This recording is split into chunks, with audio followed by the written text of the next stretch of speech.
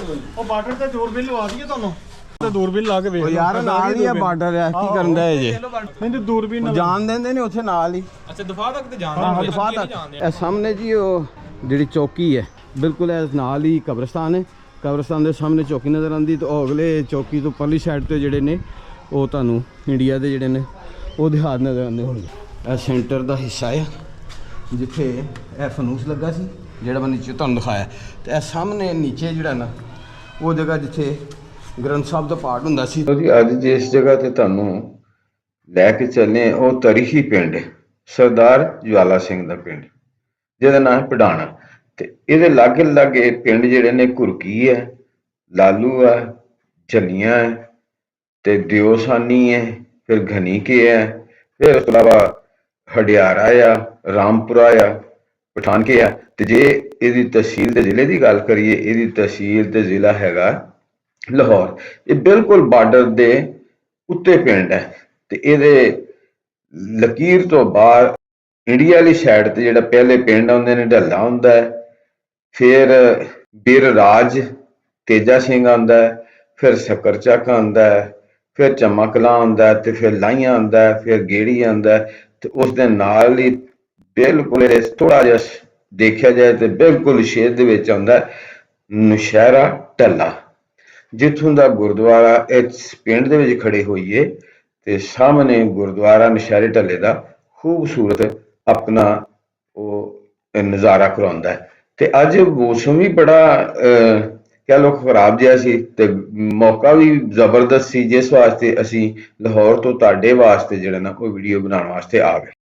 तो ये बारिश की वजह से जो है ना जनाब रास्ता काफ़ी ख़राब है तो वीडियो बनाना जो है ना वो आसान नहीं है, बहुत मुश्किल है। ये देखिए बरसाती अभी तक लगी हुई है तो बारिश का भी मौसम, बारिश हल्की हल्की बूंदाबांदी हो रही है लेकिन तेज़ नहीं हो रही, कपड़े भीगे हुए हैं, सब कुछ भीग गया। तो बाकी जो है ना ये आपका काम है हमारे चैनल को सब्सक्राइब करना और जो है ना साथ ही घंटी का बटन है ना उसको दबा देना लाजमी। कमेंट्स भी अगर कोई दो को दे दें तो वो भी आपकी मेहरबानी ताकि आपकी राय का जो है ना वो पता चल सके कि आपको ये हमारी वीडियो जो है कैसी लगी है।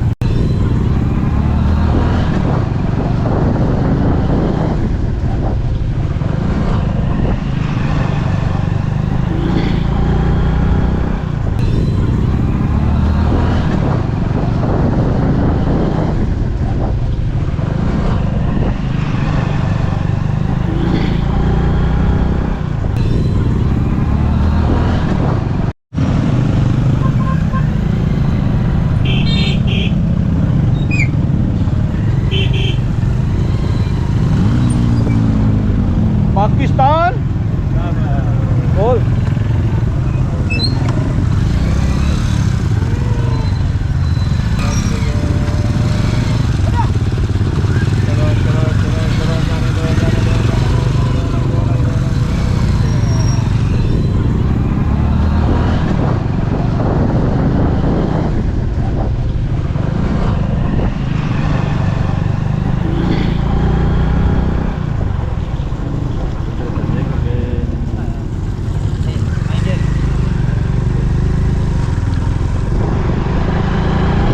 आए हैं पढ़ाना तो लिबास तो तुसी महसूस कर रहे हो बारिश बहुत ज़्यादा सी जिस टाइम असी घर तो निकले तो असी हुण एक पढ़ाना जिहड़ा ना जी यह तारीखी गाँव है तो ये जिहड़ा ना जी बहुत सारियां जिहड़ियां ने सिख मज़हब के नाल ते मुस्लिम मज़हब के नाल चीज़ां रिलेटिड ने जिहड़ियां असी तुहानूं अज दिखाने हैं। ऐसी वीडियो जिहड़ी इस तो पहले तुसी कदी नहीं देखी होएगी तो असी हैं जी इस वक्त मौजूद पढ़ाना पिंड दे विच ते ये पढ़ाना पिंड दे विच यह गुरुद्वारा है जी तो यदी जी ना खूबसूरत लोकेशन जी है ना ये बिल्कुल बार्डर के उत्ते पिंड है तो इनू जो ना बनाने दे विच जिहड़े लोगों ने तावन किया या जिन्हों ने सेवा की है उन्होंने नाम लिखे हुए हैं तो यदी जी है अपना चुगाठ तो ये उपर भी है जो नाम है लिखे हुए हैं। मैंने तो खैर गुरमुखी नहीं आती ये उपर जो ना देखो यह संगमरमर की जी है ना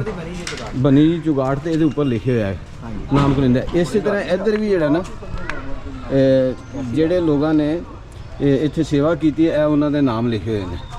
ਤੇ ਜਿਹੜੇ ਸਰਦਾਰ ਵੀ ਇੱਥੋਂ ਗਏ ਨੇ ਉਹ ਇਹਨੂੰ ਆਪਣਾ ਪੜ੍ਹ ਸਕਦੇ ਨੇ ਕਿ ਕਿਹੜੇ ਕਿਹੜੇ ਲੋਕਾਂ ਨੇ ਇੱਥੇ ਸੇਵਾ ਕੀਤੀ ਹੈ। ਸਾਰਿਆਂ ਨੇ ਤਰਤੀਬ ਦੇ ਨਾਲ ਨਾਮ ਲਿਖੇ ਨੇ ਇਧਰਲੀ ਸਾਈਡ ਤੇ। ਇਹ ਦੇਖੋ ਜੀ। ਤੇ ਇੱਧਰਲਾ ਦਰਵਾਜ਼ਾ ਵੀ ਜਿਹੜਾ ਨਾ ਜੀ ਸੰਗੇ ਮਰਮਰ ਦਾ ਬਣਿਆ ਹੈ। ਇਹ ਵਾਲਾ 2 ਦਰਵਾਜ਼ੇ ਨੇ ਇੱਧਰ, ਤੇ ਇੱਕ ਦਰਵਾਜ਼ਾ ਹੈ ਪਰਲੀ ਸਾਈਡ ਤੇ ਹੈ। ਤੇ ਇਸੇ ਤਰ੍ਹਾਂ ਇਹ ਵੀ ਜਿਹੜਾ ਨਾ ਜੀ ਇਹ ਨਾਮ ਲਿਖੇ ਨੇ ਜਿਨ੍ਹਾਂ ਨੇ ਇਸ ਗੁਰਦੁਆਰੇ ਦੇ ਅੰਦਰ ਸੇਵਾ ਕੀਤੀ ਹੋਈ ਹੈ। ਤੇ ਅਗਰ ਇਹਦੇ ਗੱਲ ਕਰੀਏ ਇਹਦੇ ਅੰਦਰ ਦੇ ਏਰੀਏ ਦੀ, ਤੇ ਇਹ ਜੀ ਸੈਂਟਰ ਹੈ ਇਹਦਾ ਗੁਰਦੁਆਰੇ ਦਾ। ਇਹ ਸਾਹਮਣੇ ਫਨੂਸ ਲੱਗਾ ਹੋਏਗਾ ਉਸ ਵਕਤ, ਤੇ ਹਜੇ ਤੱਕ ਵੀ ਜਿਹੜਾ ਨਾ ਜੀ ਉਹ ਤੁਸੀਂ ਦੇਖੋ ਕਿ ਕਿੰਨਾ ਖੂਬਸੂਰਤ ਜਿਹੜਾ ਨਾ ਉਹ ਇਹਦਾ ਵਿਊ ਆ। ਮੈਨੂੰ ਜਿਸ ਤੱਕ ਯਕੀਨ ਹੈ ਕਿ ਇਹ ਜਿਹੜਾ ਨਾ ਇਹ ਇੱਥੇ ਇਸ ਜਗ੍ਹਾ ਤੇ ਗ੍ਰੰਥ ਸਾਹਿਬ ਰੱਖਦੇ ਹੋਣਗੇ, ਜਿੱਥੇ ਗ੍ਰੰਥ ਸਾਹਿਬ ਦਾ ਪਾਠ ਕੀਤਾ ਜਾਂਦਾ ਹੋਏਗਾ। ਤੇ ਇਹ ਦੀਆਂ ਮਹਿਰਾਬਾਂ ਬਣੀਆਂ ਹੋਈਆਂ ਨੇ। ਤੇ ਇਹਦੀ ਮਹਿਰਾਬਾਂ ਦੀ ਅਗਰ ਗੱਲ ਕੀਤੀ ਜਾਵੇ ਤਾਂ ਇਹਦੀਆਂ ਮਹਿਰਾਬਾਂ ਜਿਹੜੀਆਂ ਨੇ ਜਨਾਬ ਉਹ ਜਿਸ ਤਰ੍ਹਾਂ ਕਹਿ ਲਓ ਕਿ ਬ੍ਰਿਟਿਸ਼ ਔਰ ਸਿੱਖ ਕਲਚਰ ਜਿਹੜਾ ਨਾ ਉਹ ਆਰਕੀਟੈਕਚਰ ਇਹਦੇ ਤੋਂ ਉਹ ਜ਼ਾਹਰ ਹੋ ਰਿਹਾ।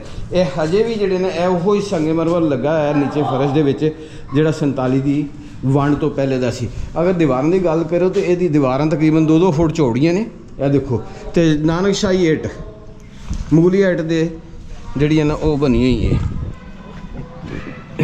ਇਹ ਕਿਧਰੋਂ ਦੀ ਰਸਤਾ ਜੀ?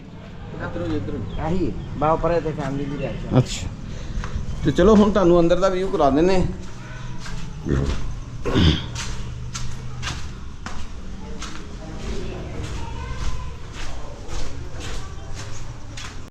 ਇੱਥੋਂ ਦਰਵਾਜ਼ੇ ਤੋਂ ਐਂਟਰ ਹੋਈ ਹੈ, ਸੈਂਟਰ ਸਾਹਮਣੇ ਗੇਟ ਹੈ, ਤੇ ਇੱਥੋਂ ਐਂਟਰ ਹੋਈ ਹੈ। ਤੇ ਇਹ ਸਾਹਮਣੇ ਸੀੜੀਆਂ ਨੇ, ਇੱਥੋਂ ਉੱਪਰਲੇ ਪੋਰਸ਼ਨ ਤੇ ਜਾਣ ਵਾਸਤੇ ਨੇ।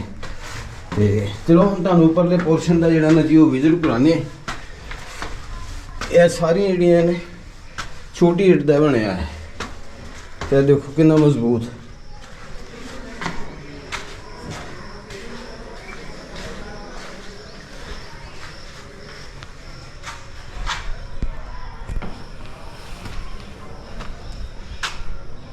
ਇਹ ਤੇ ਗੁਰਦੁਆਰੇ ਦੇ ਚਾਰੋਂ ਤਰਫੋਂ ਇਹ ਬਣੇ ਹੋਏ ਨੇ ਰਾਧਾਨੀਆਂ।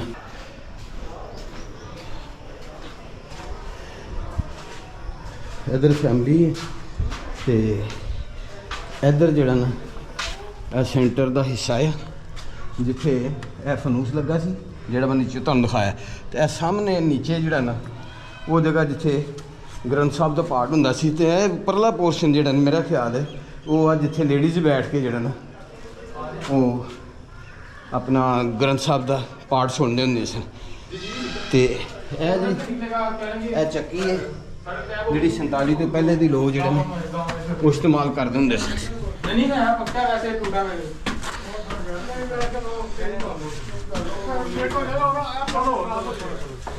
ਉਹ ਬਾਰਡਰ ਤੇ ਦੂਰਬੀਨ ਲਵਾ ਦਈਏ ਤੁਹਾਨੂੰ, ਤੇ ਦੂਰਬੀਨ ਲਾ ਕੇ ਵੇਖ ਉਹ ਯਾਰ ਨਾਲ ਹੀ ਆ ਬਾਰਡਰ ਆ, ਕੀ ਕਰਨ ਦਾ ਜੇ?